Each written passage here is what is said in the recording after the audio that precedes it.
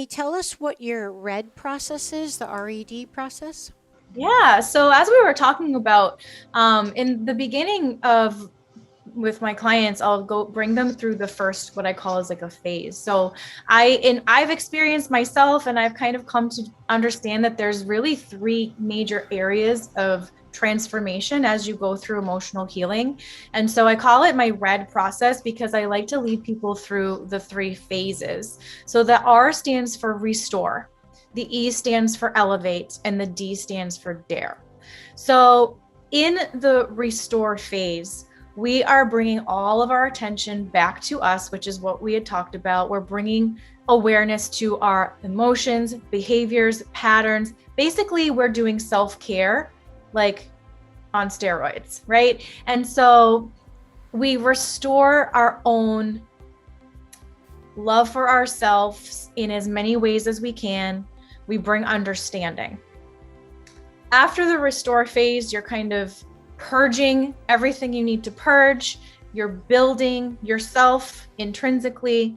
Then you move on to elevate, which is okay. We've now kind of taken care of these root emotions, these root beliefs.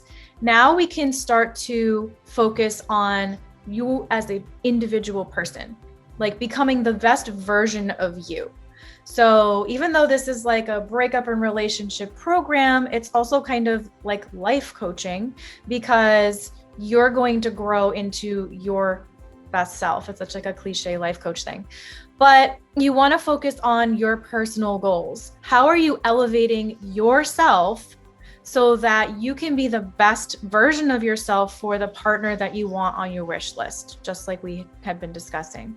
So like binging on personal growth, start assessing your own personal goals. What do you want in 1 year? What do you want in 5 years? What do you want in 10 years? And it's not like you have to have like a super plan for that, but you should at least be kind of thinking about it and having an idea, because that needs to set you on your path. If you're just kind of aimlessly, flailing around like a leaf in the wind, then you're not really creating a path for yourself. You're kind of just letting yourself fall into situations as they come. So elevate is really all about personal goals, bringing it back to you. The third part could potentially be a really hard part for people. I call it dare, because you're now stepping out of your comfort zone. Now you are actively choosing to do things that are unfamiliar to you, uncomfortable, because you're going now into a new reality. So if you have lived your life in all of these patterns that you've seen played out since childhood in different areas of your life, well, now you're aware of them.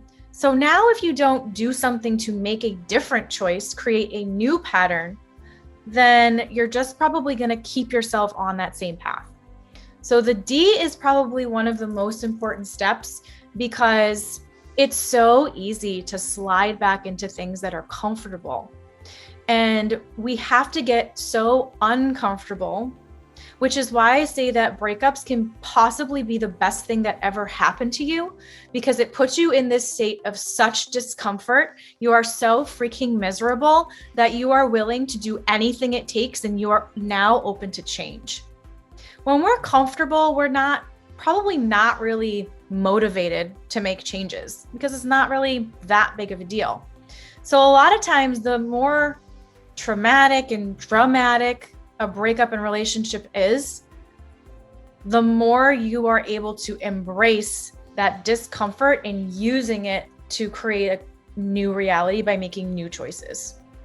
Yeah, you can use the energy, the pain, that energy to propel you forward.